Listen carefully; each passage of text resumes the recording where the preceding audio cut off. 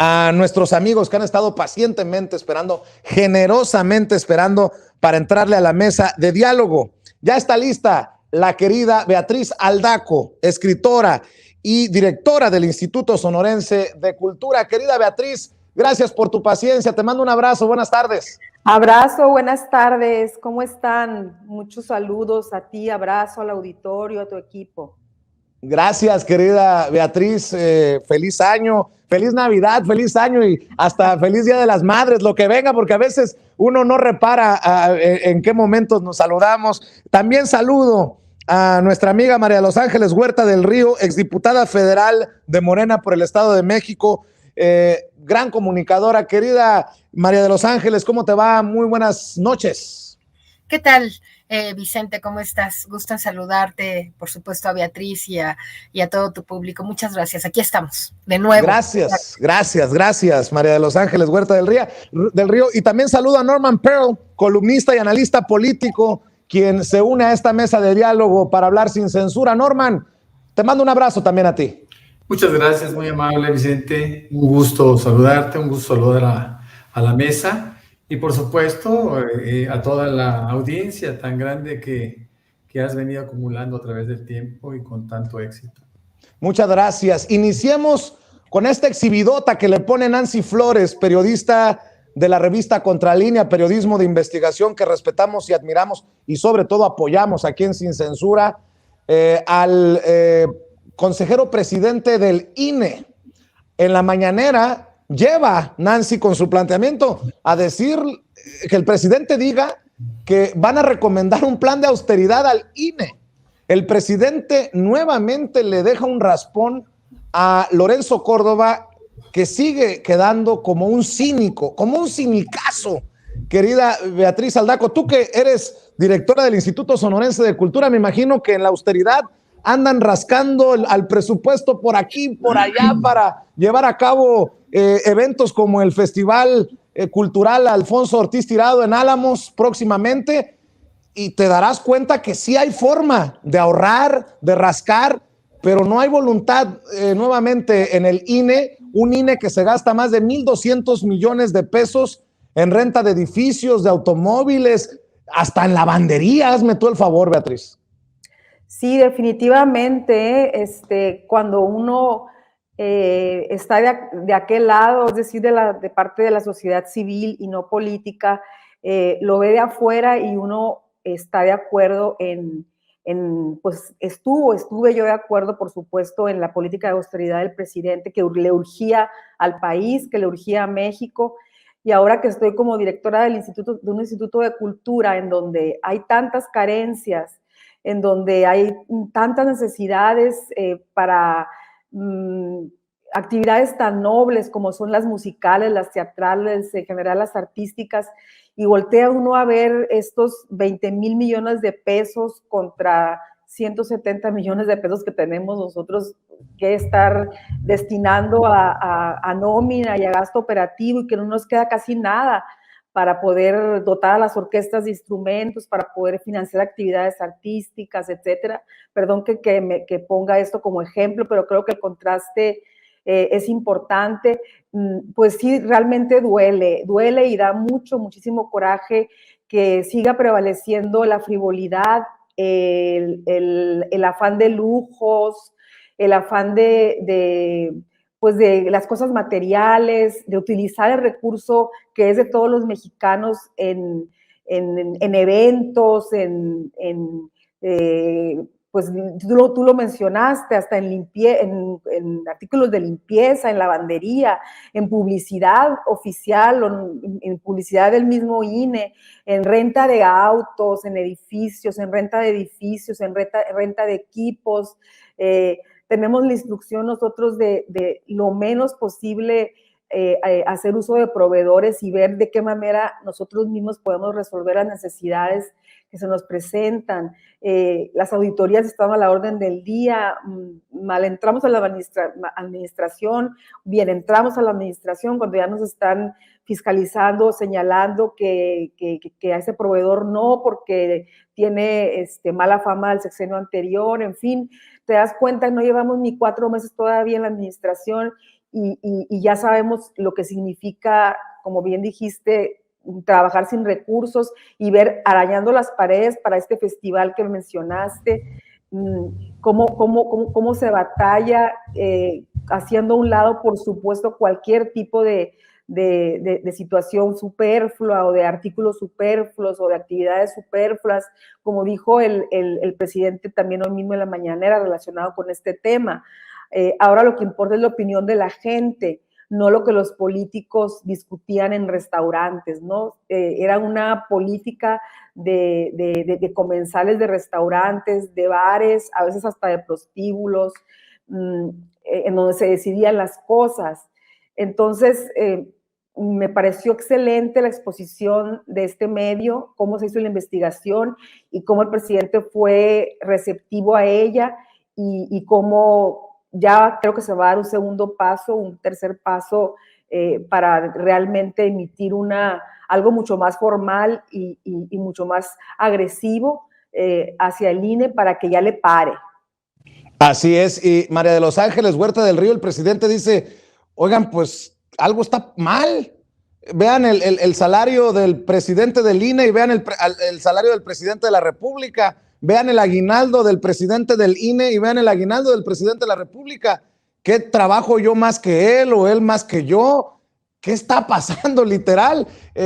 Creo que es un tema que no se debe soltar. Y si no fuera por la mañanera y algunos medios independientes que le hemos estado insistiendo, los medios tradicionales no tocan ni con el pétalo de una rosa a Lorenzo Córdoba y su INE. Conste que estoy haciendo la diferenciación, Lorenzo Córdoba y su INE, María de los Ángeles.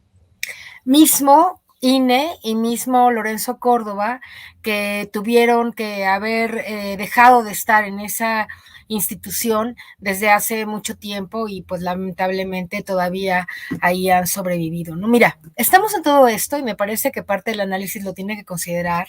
Estamos en todo esto porque al inicio del proyecto, de la propuesta del presidente para hacer la consulta sobre la revocación de mandato, el proyecto era que esta ocurriera a los 3 años de gobierno del presidente, que se vinculara con la infraestructura que se pone en este país para las votaciones cada 3 años. Eso no hubiera costado nada, más que una boleta más que dijera, quieres o no, ¿no? Que el presidente continúe tal y tal. Todo esto ocurre porque la oposición, el PAN, el PRI, el PRD, por supuesto aliados con Lorenzo Córdoba e incluso Monreal, que no hizo mucho intento por tratar de que la oposición no metiera esta propuesta de cambiar la fecha. Porque al cambiar la fecha, al decir que no se hiciera en el ámbito de las elecciones de los 3 años y al ponerlo hasta este año 22 y etcétera, eso fue lo que inicialmente generó todo el problema, porque efectivamente hay que montar otra vez una infraestructura para hacer una consulta bien hecha, pues prácticamente como de elecciones, lo cual efectivamente es costoso. Ahora, el INE tiene para eso y para mucho más, demostrado hoy por la compañera del medio, ¿cómo se llama?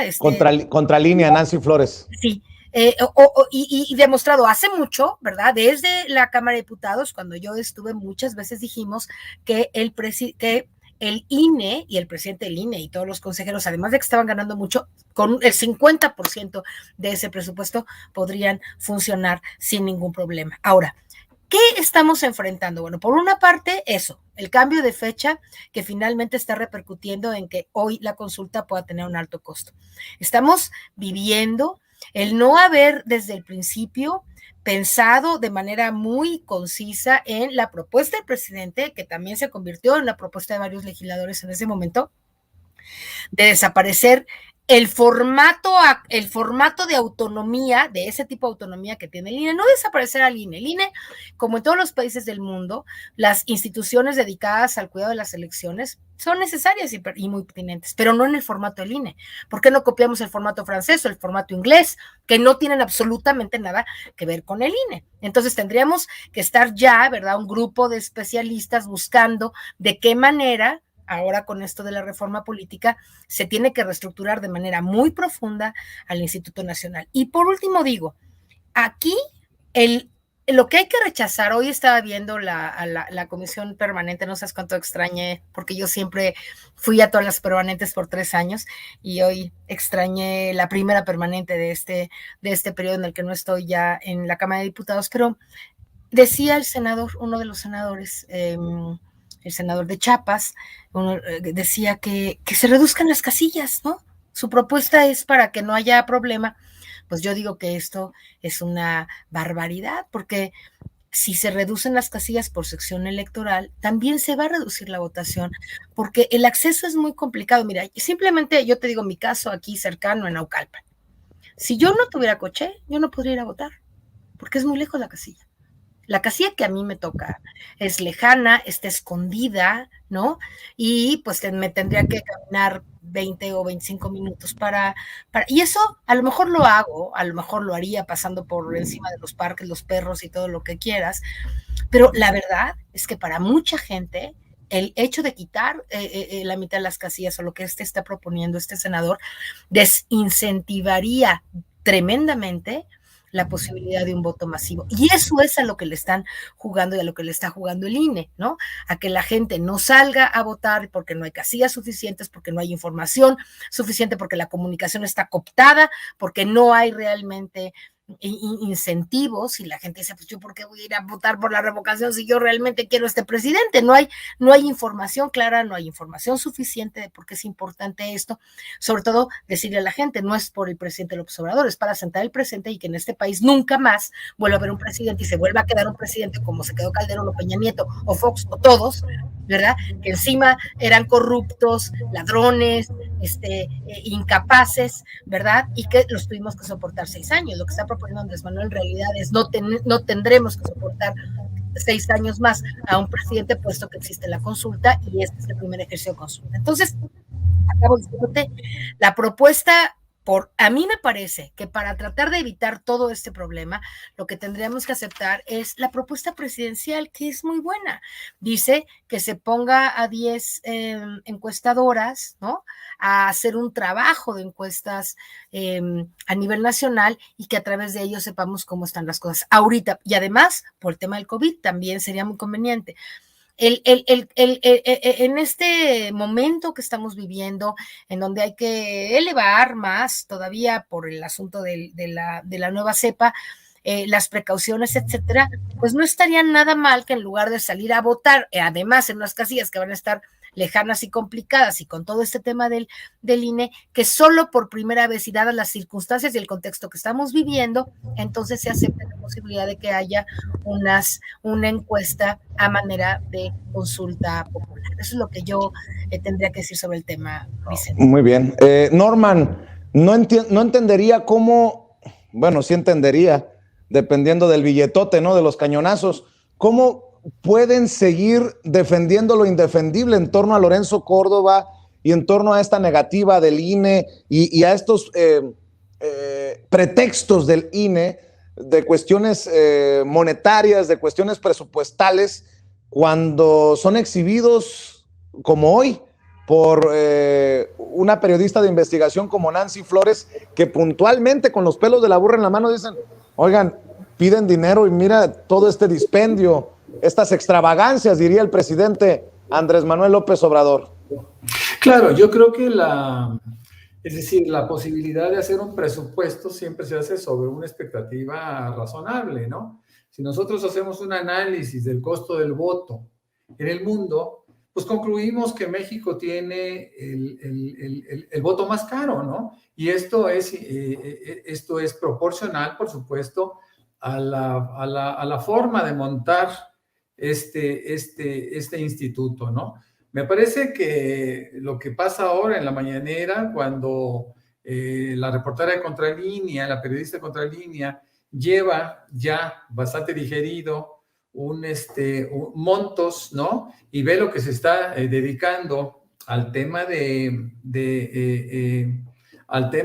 renta de vehículos e inmuebles, pues bueno, eso desnuda, por lo menos desnuda más que irresponsabilidad, un acto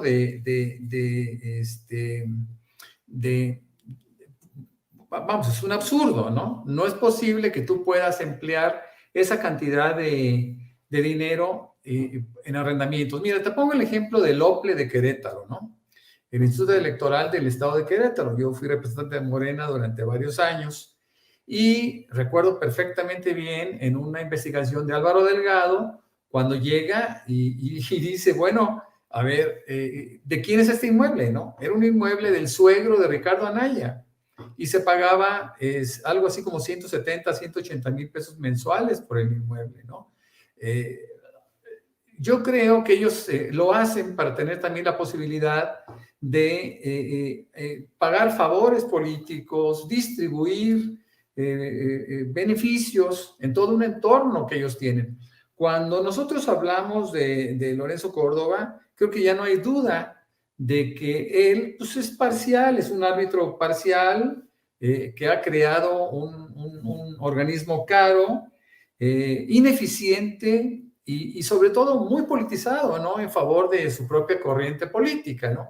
Estamos hablando de que los partidos de Claudio X González pues se han adueñado de varios órganos y en este caso el INE no fue la excepción, ¿no? Todos ellos, todos los consejeros fueron en buena medida votados por el régimen, los regímenes pasados. Y esto es una cosa muy seria. Fíjate que, regresando al tema del presupuesto, yo creo que, bueno, la reforma electoral, por supuesto que será la única llave práctica que podrá modificar este entorno tan desfavorable para poder hacer las cosas con menos dinero.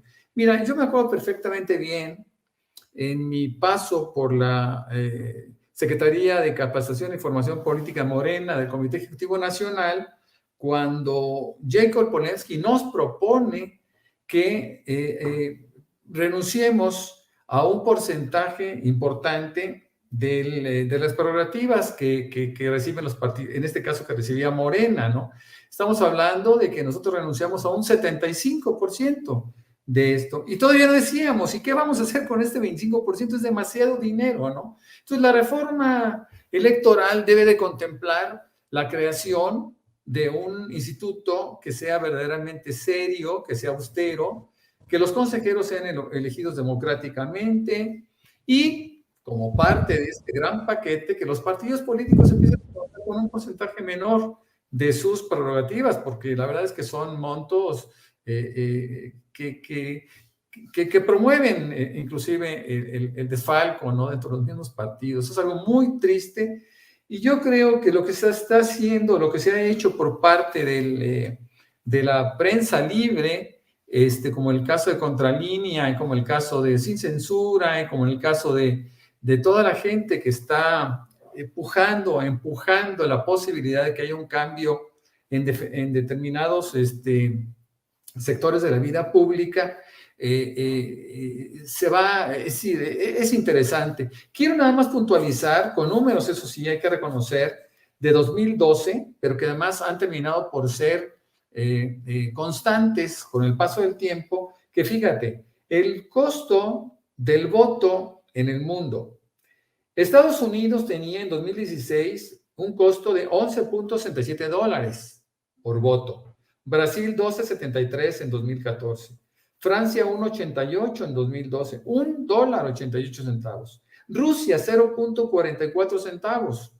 Y México $25 por voto. Es decir, ¿qué no podemos ser creativos para poder modificar a través de una reforma electoral estos absurdos? Es decir, no somos capaces de crear sistemas o métodos que sean suficientemente eficientes. Es lo que nos tenemos que preguntar siempre, ¿no? ¿Por qué nosotros tenemos que pasar por el tamiz del absurdo, ¿no? Es decir, no somos un pueblo rico, somos un pueblo pobre, tenemos instituciones ricas. Eso no es posible.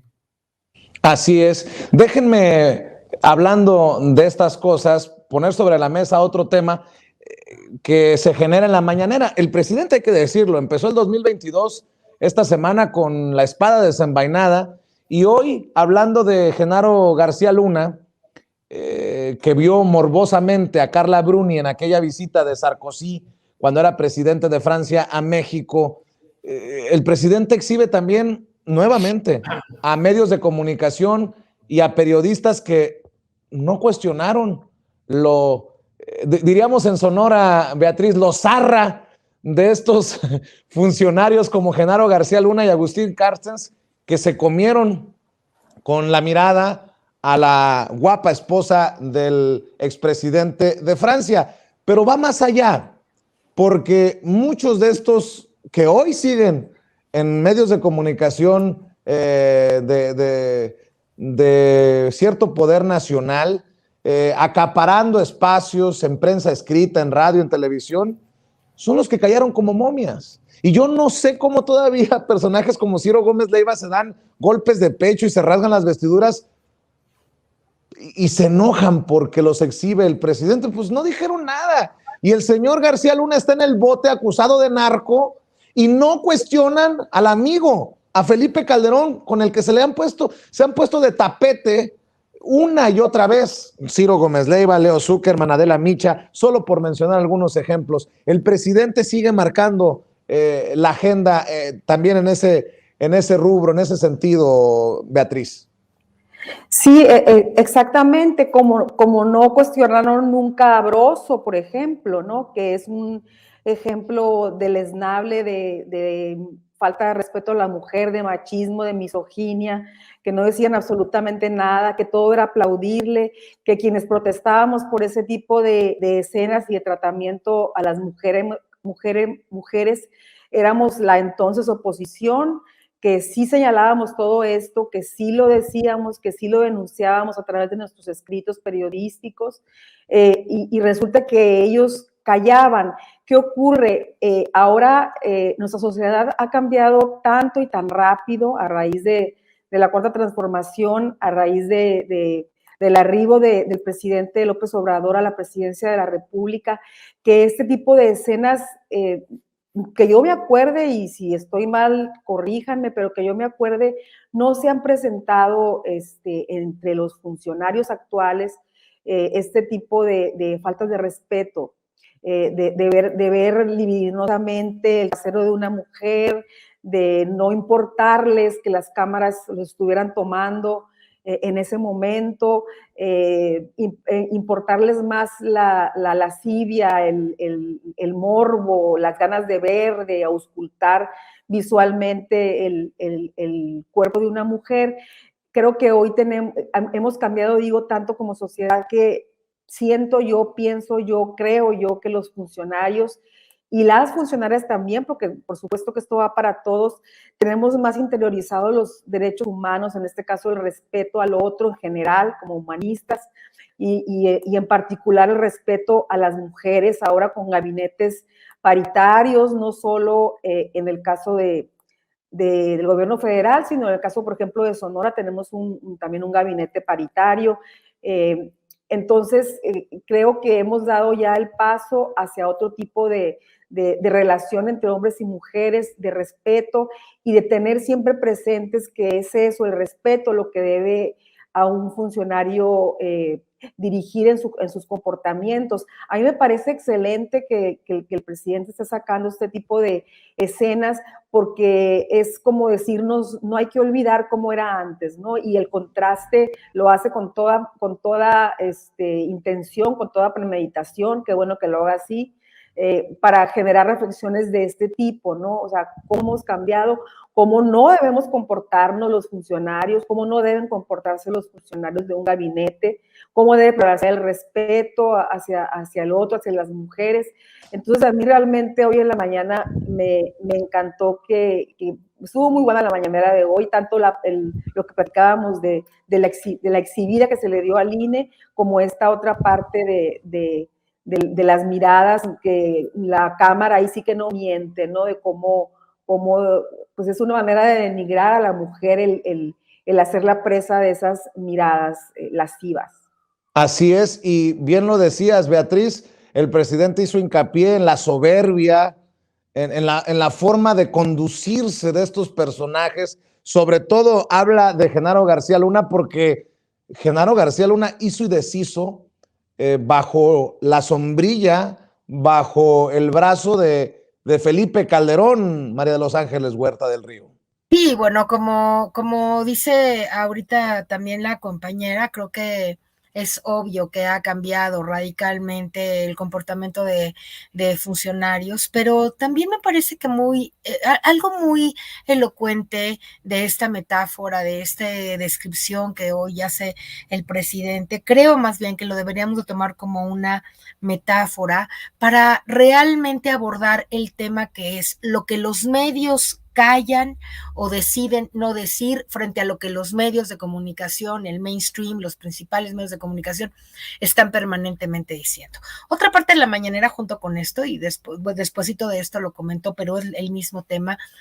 Quieren los medios de comunicación como el Universal, Reforma y etcétera, medios, hay que decir Televisa, Red de Mola, etcétera, la misma Carmen a veces, solamente apuntalar, no se diga tu compañera, que yo sé que es tu amiga, esta Anabel Hernández, etcétera, solamente quieren apuntalar, Vicente, lo que está mal, con críticas muchas veces superficiales y sin fondo real de las cosas, sin argumentación profunda, y solamente hablan de eso que ellos dicen que está mal, pero todo lo que está bien, que son decenas de cosas todos los días,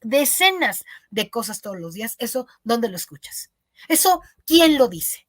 Fíjate bien lo que te voy a decir, porque a veces siento que los periodistas honestos y democráticos como tú se apenan un poco o no apenan, pero son cuidadosos con el tema de parecer proclives al gobierno. Te voy a recordar algo que tú seguramente sabes muy bien. En países como Inglaterra, la Gran Bretaña, Alemania, Francia, España, etcétera, los mismos Estados Unidos, los medios, es claro, cuando tienen una u otra postura respecto al poder. Y la gente que lee The Financial Times sabe muy bien que no va a leer lo que lee en The Guardian, porque en The Guardian la gente que es un periódico pro-labor, ¿verdad? Sabemos muy bien que va a hacer un tipo de análisis diferente al análisis que va a hacer la revista The Economist o The Financial Times. Toda la gente lo sabe. Es perfectamente legítimo en una democracia que quien ve sin censura sabe qué tipo de comunicadores y qué tipo de gente y qué tipo de análisis va a escuchar frente a que si le prende la radio a oír a Loret de Mola.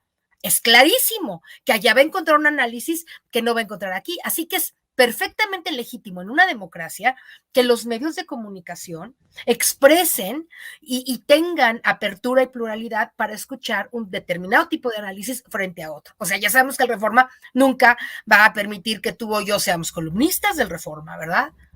Porque ellos están queriendo posicionar una idea y una postura que no tiene que ver con la manera en como tú y yo y nuestro presidente y el gobierno, etcétera, ven la realidad.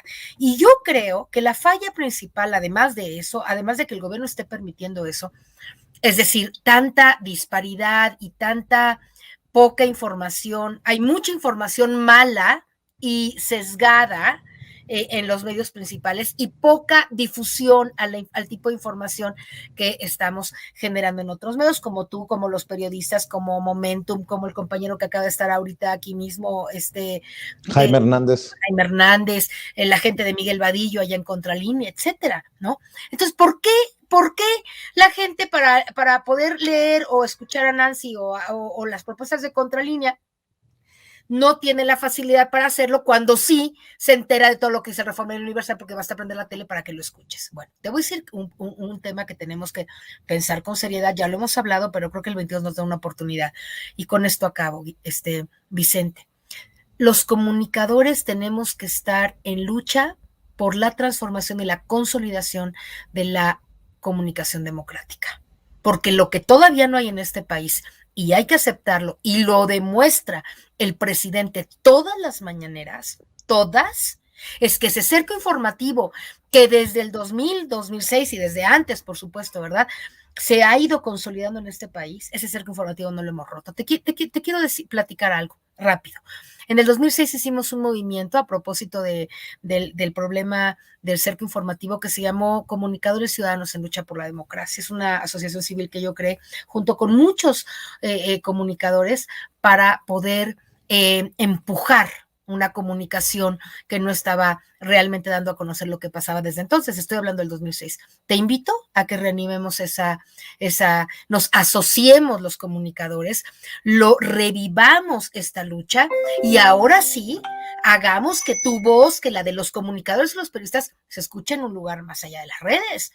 Porque entonces estamos peleando con la cobertura que tienen las redes, que respecto a la cobertura que tienen los mass media es así los mass media y nosotros esta cobertura, y tenemos que estar tolerando, ¿verdad?, que la gente se entere de las cosas a través de Loreto y no a través tuyo. ¿Por qué tenemos que tolerar eso? ¿Por qué no hacemos una lucha? ¿Y por qué no hacemos una fuerza? A mí me gustaría que tú y yo lo platiquemos para poder liderarlo y encabezarlo con quienes más quieran hacerlo. El propio Miguel Vadillo va a hablar con todos mis colegas y compañeros periodistas, porque no podemos seguir permitiendo esta situación. ¿O qué? Vamos a seguir permitiendo que en este país los medios predominen con sus mentiras y que sea solo el presidente su trinchera. Parece solo el presidente allá como el Quijote, no, mira el Universal, mira el Reforma, mira. Y claro, nosotros desde estas trincheras, pero que no son suficientes para la lucha que en este país necesitamos dar.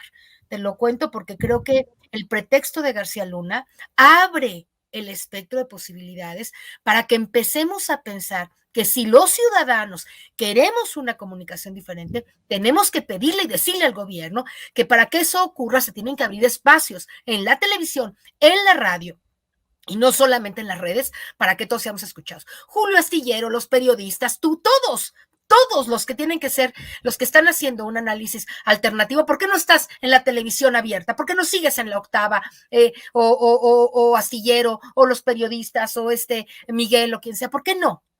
¿Por qué ellos tienen esos medios predominantes y nosotros tenemos que estar aquí en los espacios más alternativos y más menores?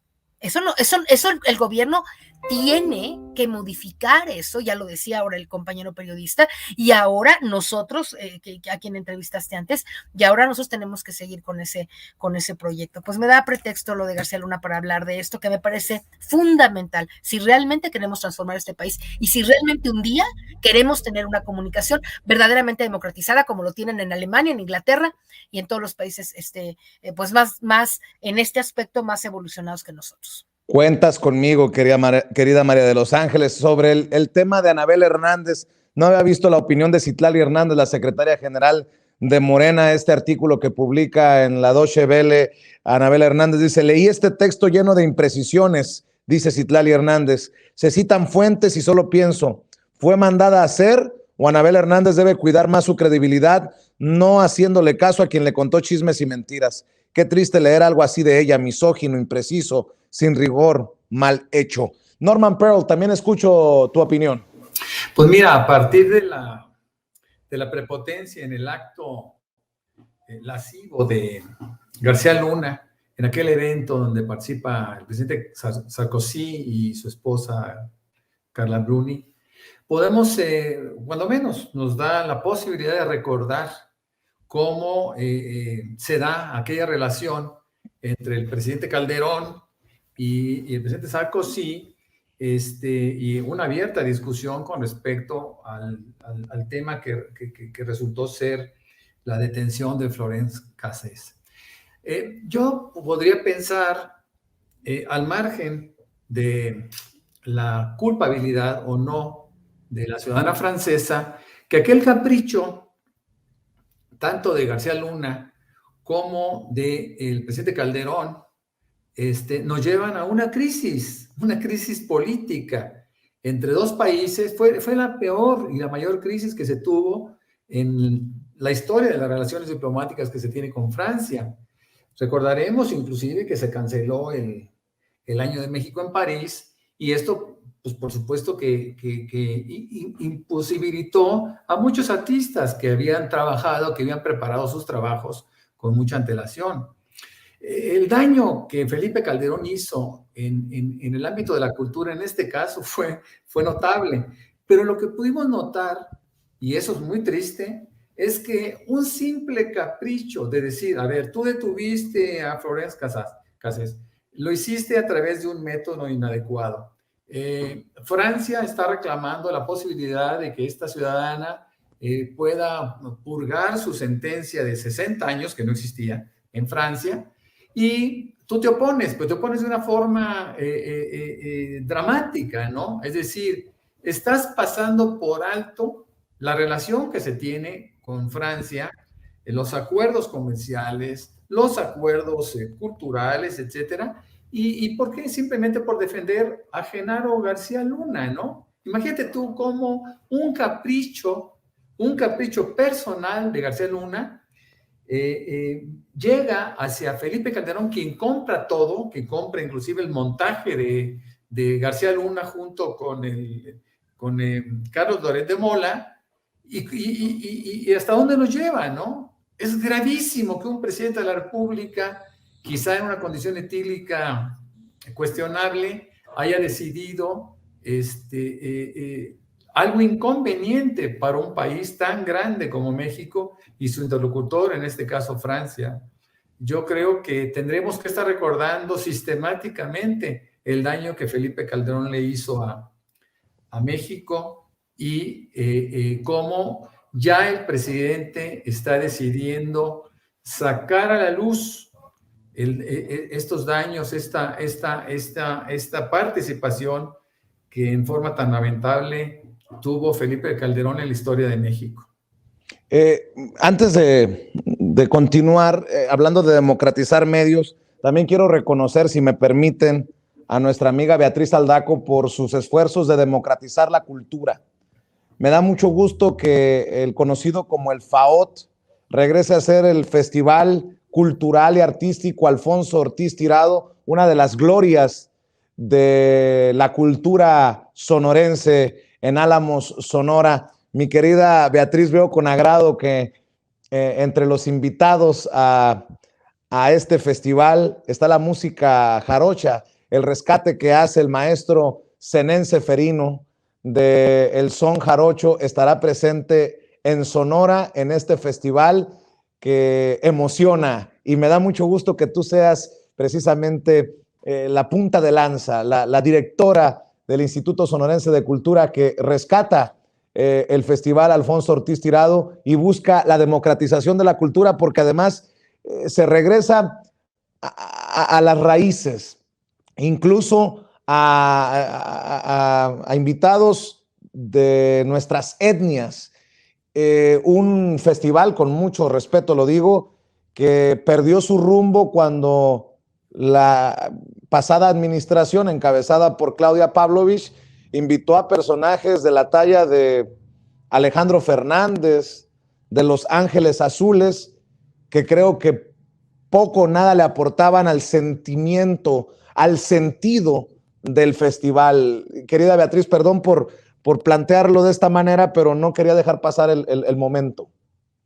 Muchas gracias por mencionarlo, Vicente. Yo sé que a ti como sonorense te llega en el alma que se esté recuperando la esencia de este festival, que es el más importante en el país, en Bel Canto, desde hace ya bastantes años. Es la edición número 37 del Festival Alfonso Ortiz Tirado, que ya no se va a llamar FAOT.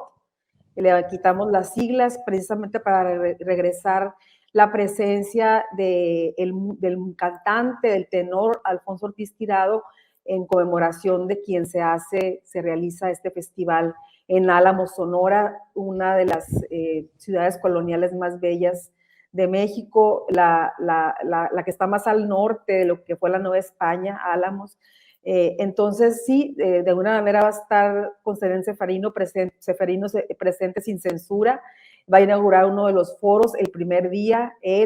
Nos sentimos muy contentos y muy orgullosos de su presencia ahí por primera vez en el festival. Y efectivamente, no es que tengamos algo en contra de estos grupos comerciales, musicales comerciales. Ellos tienen su público, pero también son grupos que están posicionados y tienen otro tipo de promoción a través de otro tipo de fuentes para otro tipo de público, y al Estado no le corresponde, en este caso al Instituto de Cultura, no le corresponde promover a grupos comerciales. lo que se requiere, lo que demanda el artista en general es ser promovido en plataformas visibles como esta para tener oportunidad y darse a conocer.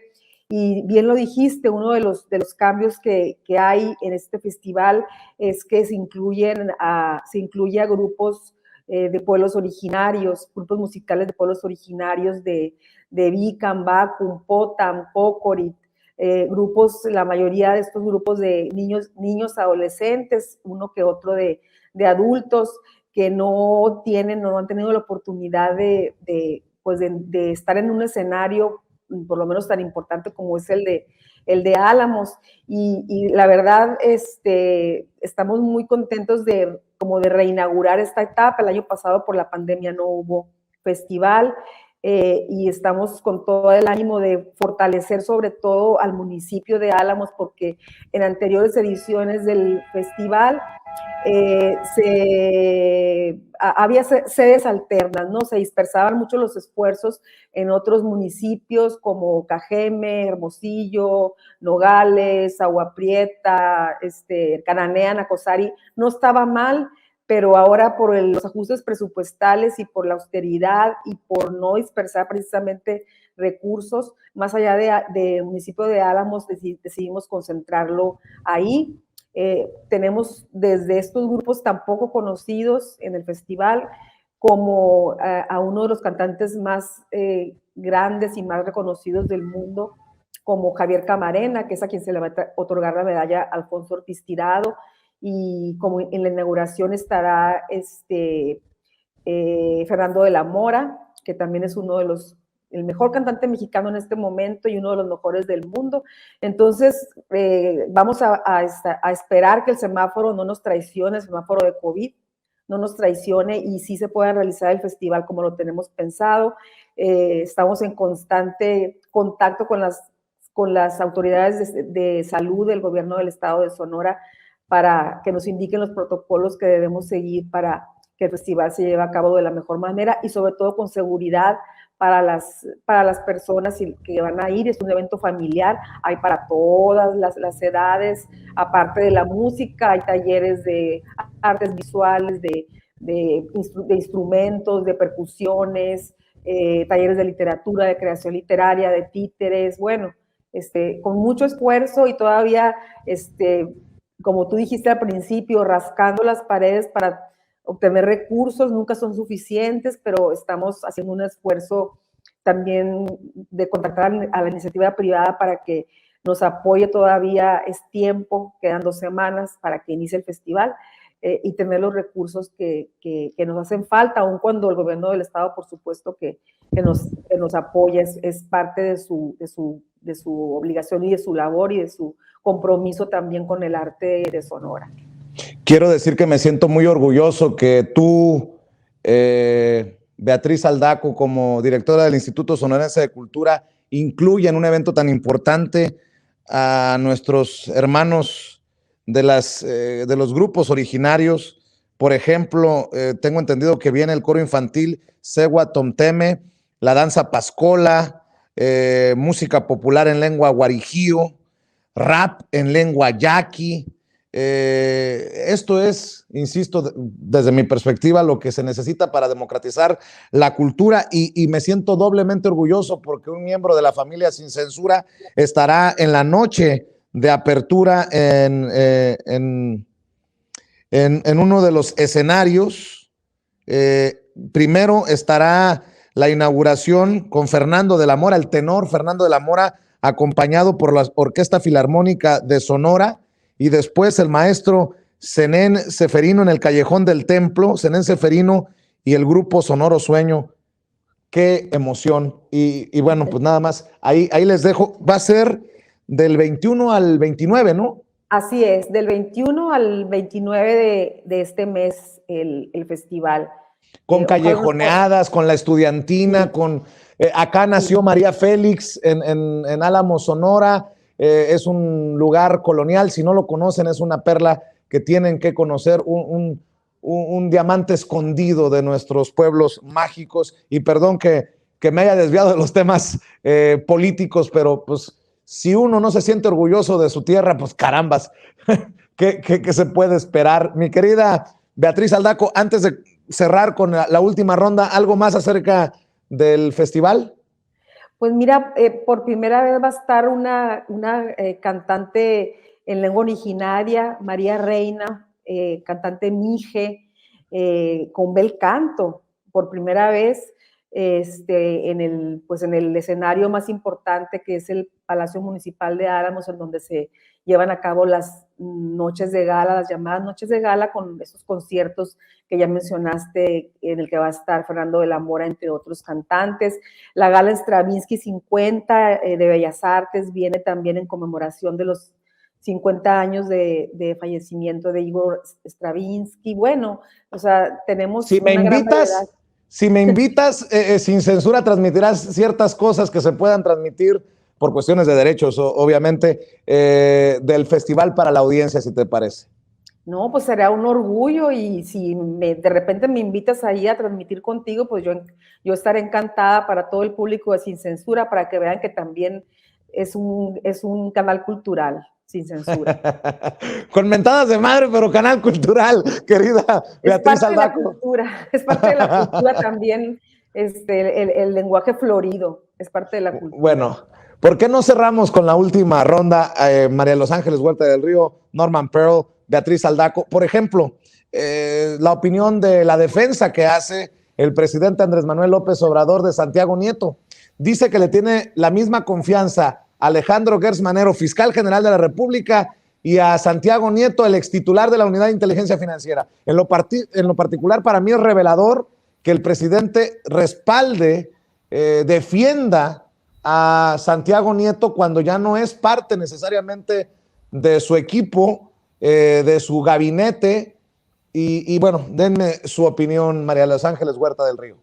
Bueno, la verdad es que Santiago Nieto fue una parte muy importante del gabinete, entonces a nombre de eso, honrando eso, me imagino que lo está haciendo. Pero déjame decir dos cosas respecto a esto, y luego rápido referirme a un asunto que quede pendiente con lo anterior sobre Anabel como ejemplo del tema de los medios. Pero sobre este asunto te respondo así, mira, yo creo que en este tema la confianza a estos dos personajes, tanto a Gertz Manero como a nuestro querido Santiago Nieto, creo que el presidente está haciendo, pues, un poco como que tiene más confianza, no vaya a ser un exceso de confianza, ¿no? Porque a mí me preocupa mucho porque Gertz Manero no ha dado respuesta a todas las imputaciones que le están haciendo respecto a sus bienes, parece que la cantidad de bienes y de dinero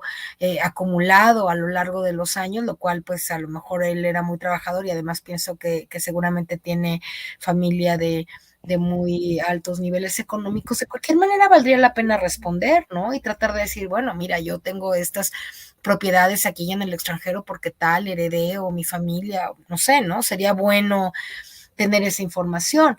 Y también me parece que esa imputación, que efectivamente es un tema familiar, ¿no? Que le están haciendo de la persona esta que está en la cárcel, que es parece que hija, ¿no? De su, parienta de su hermano, etcétera. Todo eso que está pasando ahí, ¿por qué no se aclara?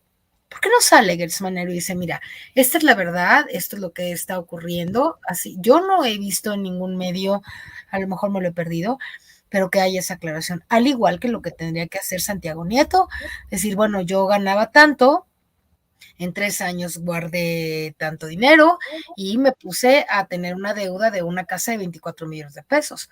Ahora, una persona que gana 100,000 pesos mensuales, que es lo que yo supongo que ganaba Santiago Nieto, puesto que es el tope de lo que nadie puede ganar más que el presidente, pues no sé si eso alcanza para comprar un crédito de 24 millones de pesos, no lo podría explicar, ¿no?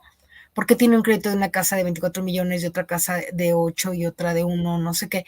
No es muchísimo, pero es un crédito, son créditos, a lo mejor al lado de su esposa, que también gana muy bien, ella sí gana a lo mejor el doble o el triple, ¿no? A lo mejor eso explica las cosas. pero sería bueno que lo supiéramos las personas, porque como funcionarios públicos, digo, no, una persona que no es un funcionario público, pues no tiene que dar explicaciones, ¿no?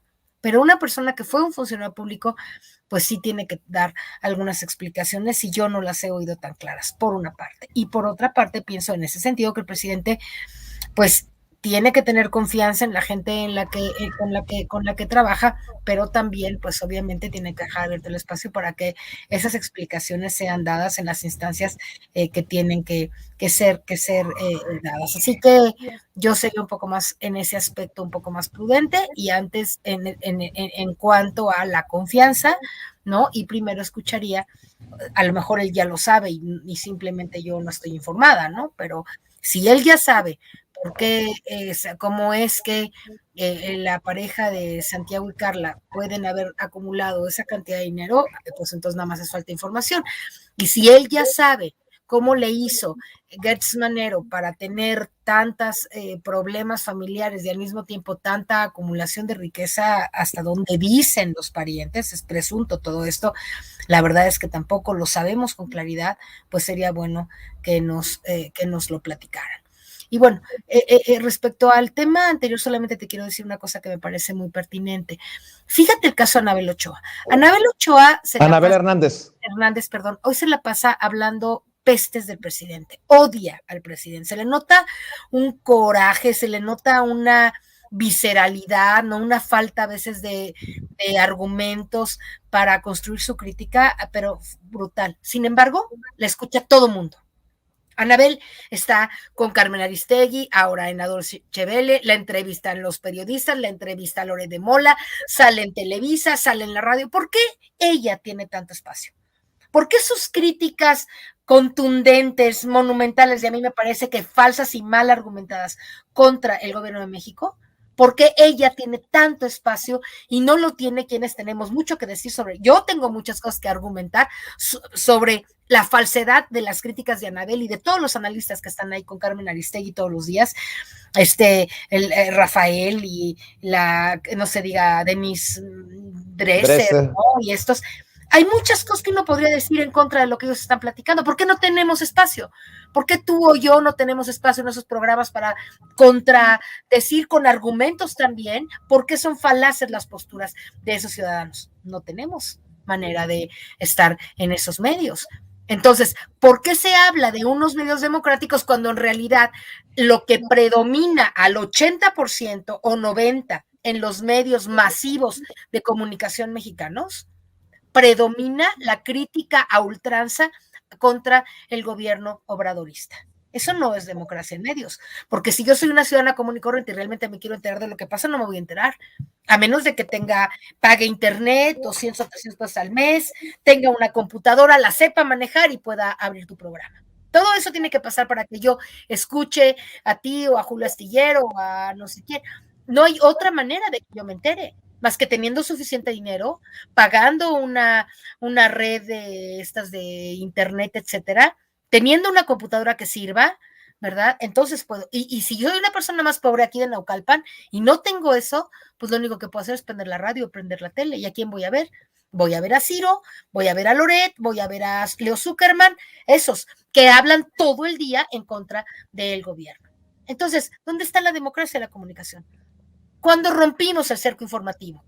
El hecho de que el presidente sí rompió el cerco informativo, ciertamente, pues él todas las mañanas puede estar luchando contra esa información, pero todos los demás, los periodistas, quienes nos dedicamos a la comunicación, ¿cómo podemos hacer llegar nuestra voz para dar los argumentos y decir por qué están equivocados esos comunicadores? Entonces, insisto, Comunicadores Ciudadanos en Lucha por la Democracia es la asociación en la que tenemos que conformarnos todos para poder seguir luchando, porque un día en este país los medios también sean democráticos. Mientras los medios de comunicación no se democraticen, va a faltar siempre una pata para sostener la democracia la transformación que estamos construyendo. No puedes transformar solo los poderes, si no están los poderes formales, legislativo, ejecutivo, judicial, si no transformas una base tan fundamental como la de la información y la comunicación.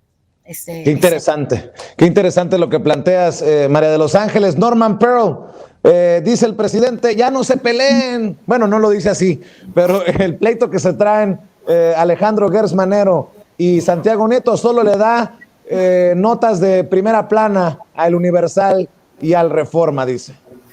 Fíjate que la presunción de inocencia, sin lugar a dudas, es un acto de neutralidad inteligente. A mí me parece que el presidente ha acudido a ello sistemáticamente, primero porque es una alternativa política y segundo porque estoy seguro que él así lo piensa. Sucedió en el caso de la agresión terrorífica que está viviendo el gobernador de Veracruz, Cuitlahua García, quien conozco y es un hombre decente,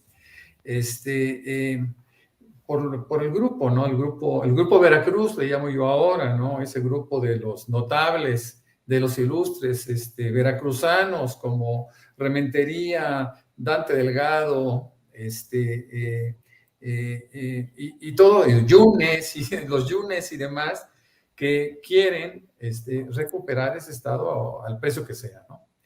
Yo creo que el presidente lo ha manejado de manera muy sutil. No ha habido un ataque abierto contra Monreal. Ha sido, dice, ok, bueno, pues todo el mundo tiene el derecho de participar, de opinar, de emitir sus puntos de vista. Y me parece que está actuando muy bien el presidente desde ese punto de vista. Ahora, yéndonos un poquito más al tema el pleito personal, entre comillas, entre Santiago Nieto y Gertz Manero, pues yo creo que en ambos casos están, o apeló en su momento Santiago Nieto a develar la circunstancia de Gertz Manero, es decir, su circunstancia patrimonial, según dicen, que ahí fue la fuente, la UIF, y en contrapartida, bueno, pues Gertz Manero ahora hace aparentemente una persecución de Santiago Nieto. Bueno, habrá que entenderlos, habrá que escucharlos. Santiago Nieto, por su parte, dice, bueno, yo no creé patrimonio, yo creé deudas. Pero es cierto, es difícil que 40 millones de pesos en deudas se pueda pagar con un salario integrado de la consejera y él de 200,000 pesos. Entonces, bueno, pues habrá que ver por ahí de qué manera se conformó esta deuda, es decir, cómo se estructuró esta deuda, en qué plazos, etcétera. Y bueno, pues eso es cuestión de que la UIF lo haga, ¿no? Uh-huh. En el caso de Gertz Manero, con su patrimonio, parece que es un patrimonio antiguo, un patrimonio que se fue generando con el tiempo, parece que también está ligado a la universidad a la UTLA, de la cual fue director muchos años, inclusive socio. Habría que ver qué está pasando. También por ahí se lo encuentran en Panama Papers. Entonces, bueno, pues hay que ver qué es lo que está sucediendo con ellos. Me parece que es la UIF, por un lado, y por otro lado, la opinión pública, la que terminará por ir situando a cada uno de estos personajes, ¿no? Conozco a Santiago Nieto, lo aprecio, conozco su evolución, su valentía, su fuerza. Yo estoy seguro que él va a salir adelante y al igual que el presidente, yo confío, cuando menos en Santiago Nieto. Querido Norman Pearl, ¿dónde te encuentra la gente que nos está viendo y escuchando? Bueno, en Twitter, que es donde trabajo un poquito más, me pueden encontrar como Norman F. Pearl. De la misma manera me encuentran en Facebook y en la fanpage como Norman F. Pearl. Yo escribo para portales y para diarios, y en los portales que escribo, bueno, pues son La Lupa MX, que es una zona que aglutina a varios estados del centro del país, Reporte 32 MX, que tiene presencia en toda la República, y tenemos a Manifiesto 21, que es un portal muy cercano a la Cuarta Transformación, que para mí fue antes Regeneración MX, de tal suerte que es una forma de comunicar ideas, de comunicar experiencias, y siempre tengo una tremenda interlocución con toda la gente. estoy muy contento, ojalá que me busquen por ahí. Muchas gracias. Claro que sí, y nos vemos muy pronto en estas mesas de diálogo. Querido Norman, María de los Ángeles Huerta del Río, ¿en dónde te buscan y te apoyan a ti? Sí, Gela Huerta en mis redes igual, Facebook principalmente, un poco de Twitter, aunque no mucho, y tengo también un canal de YouTube con esta información, con este nombre, Gela Huerta. Muy bien, pues nos vemos pronto, María de los Ángeles, también en otras mesas de diálogo. ¿Con qué cierras tú, Beatriz Aldaco? Pues mira, nomás voy a decir mi única y mi 21ª red social. Antes nada más quiero decir rapidísimo, ya sé que el tiempo se nos acabó, pero esto que decía el compañero de la presunción de inocencia es algo, como también lo dijo él, muy común en López Obrador, inclusive hasta de Claudia Pavlovich, que ya es mucho decir. El otro día que hicieron un cuestionamiento sobre presuntos actos de corrupción de su gobierno, de ella misma y de sus funcionarios, el presidente dijo eso. Bueno, hay que demostrarlo, ¿no? Ya hay denuncias ahorita, me consta, pero él siempre va a anteponer la presunción de inocencia y el derecho de réplica que tiene y de demostrar su inocencia de aquella persona que sea acusada, ¿no? Entonces, bueno, y quedó pendiente hablar un poco del artículo de Anabel Hernández, que me parece pésimo, en muchos sentidos, pero ya quedará para otro programa. Me pueden encontrar a mí en mi muro de Facebook, Beatriz Aldaco, y en Regeneración sigo escribiendo, aunque me consume mucho tiempo el puesto, el encargo que me han dado, pero trato de hacerlo por lo menos cada 2 semanas,